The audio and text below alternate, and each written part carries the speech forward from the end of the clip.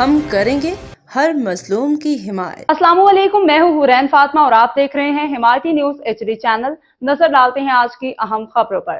ملیر سے اہم breaking news. SHO Memon گوٹ محمد ایوب میرانی کی کامیاب کارروائی۔ موٹر سائیکل چور گینگ کے 3 ملزمان گرفتار۔ کراچی سے روزنامہ حمایتی نیوز کے سینئر چیف کرائم رپورٹر حاجی عبدالغنی باریجو کی رپورٹ کے مطابق تفصیلات کے مطابق SHO میمن گوٹ محمد ایوب میرانی نے گزشتہ رات کامیاب کارروائی کرتے ہوئے موٹر سائیکلوں اور ان کے پارٹس سمیت 3 مبینہ ملزمان کو گرفتار کر لیا۔ پولیس کے مطابق گرفتار ملزمان موٹر سائیکلیں چھیننے اور چوری کرنے کے بعد ان کے پارٹس الگ الگ کر کے کراچی کے مختلف علاقوں میں فروخت کرتے تھے۔ کارروائی کے دوران میمن گوٹ پولیس نے سامان سے بھری ایک سزوکی گاڑی بھی اپنی تحویل میں لے لی۔